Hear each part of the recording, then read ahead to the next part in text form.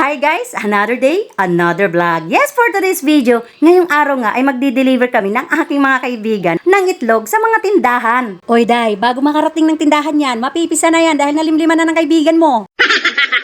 Ang aking dalawang kaibigan ay napaka-madiskarte sa buhay. Bukod sa pagiging madiskarte ay napakasipag pa ng aking dalawang kaibigan na yan. Nako, hindi mo mapapanatili sa bahay yan dahil sa kagustuhan nilang humita ng pera. At habang nagbibideo ako, meron akong nakitang umiihi sa daan na para bang may sunog. Oy Day, bawal yan. Nako, bakit mo pa talagang tinitigan? Nako, gusto mo lang makakita ng malaki.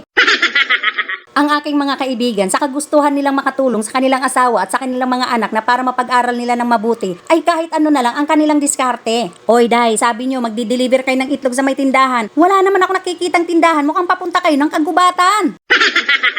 Ang aking mga kaibigan, kahit saang lugar o kasulok-sulukan, kailangan talaga nilang maghanap ng tindahan para lang may maidideliveran ng itlog na malayo sa pamilihan. Oy Day, todo ang kapit, baka malaglag ka dyan, hindi ka makita ng mga kaibigan mo. Nako, maligaw ka pa dyan.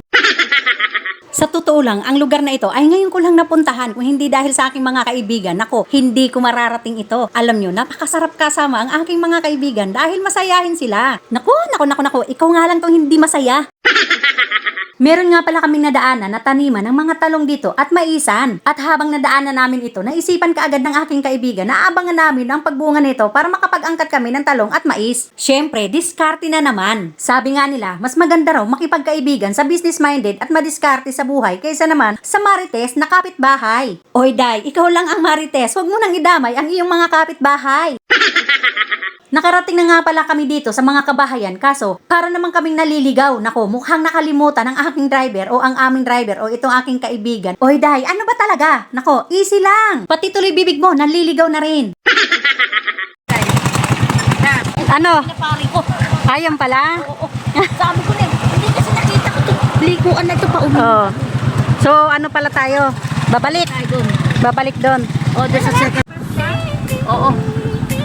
Kumusta pare? May hayat na ka, may hayat.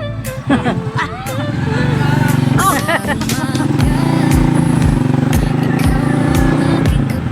Ano yun eh? Lumagpas, nandito yung auntie. Ano ko na.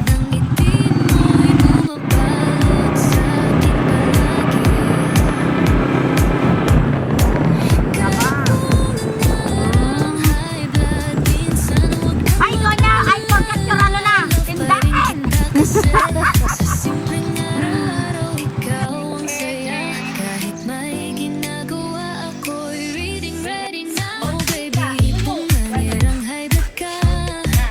Dahil pinakyo na nga nung kaibigan ng aking kaibigan ang itlog na dala namin, ay agad naman kaming umuwi at ako na ang pinag-drive ng aking kaibigan dahil naligaw nga kami. Bye!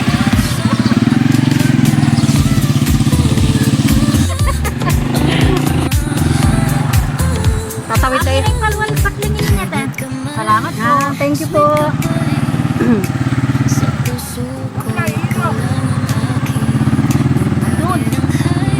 Mukha yatang ikapitong bundok tayo pupunta. Palabatin muna natin yan. Baka mamaya tayo siya sa...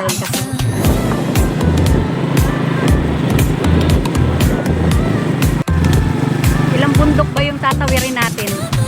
Nakapang ilang bundok na ba yung napuntahan natin? Pang-anim? May kapito pa. Pagdating sa pito, may ilog. Tapos may naghihintay sa atin doon. May buhaya doon. May buhaya. May buhay. Ang buhaya nasa EDSA, wala sa ilog. Nakaupo, naka-aircon. Hindi lumalangoy. Hindi pa ako nakakatikim ng asparagus. Masarap daw, parang mani.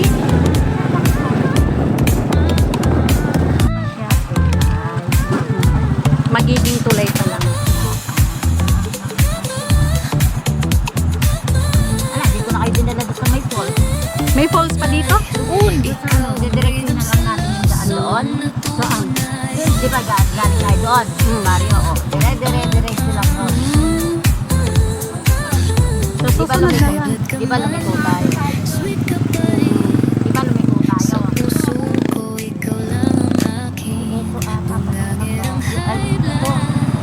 Ito ba yun? Oo, ito na yun. Ako drive, kung takot kayo.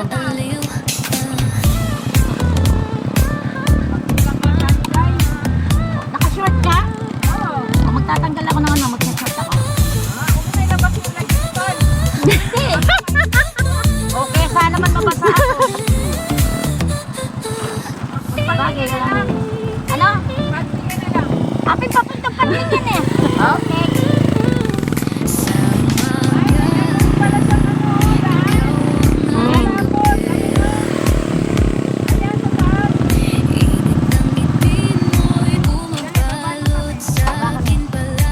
Ay, baba kayo? Siyempre, ikaw magdadrive. Ako.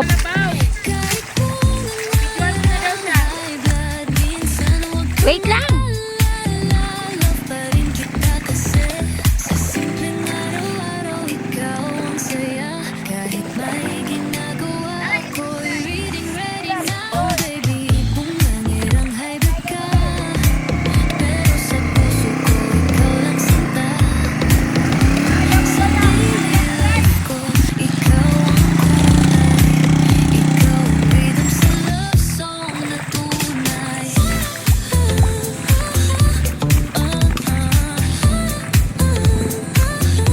Yan po ang hirap ng ating dinadaanan para tayo kumita, mag-artist ng itlog.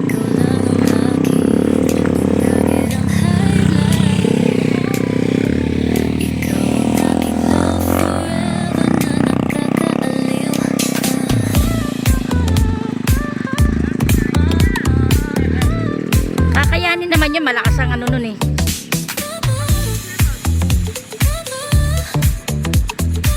Hintay niyo naman ako. Saan? Dyan sa? Tubig na yun. Dati na namin. Ayun? Oo. Dati na namin yan. Namin sa sakyan yung ano. Yung pangakot ng mangga. Namin mister ko, drive mo! Nagkakakap kayo ng mangga tapos binibenta nyo. Hindi. Maliligaw na naman ba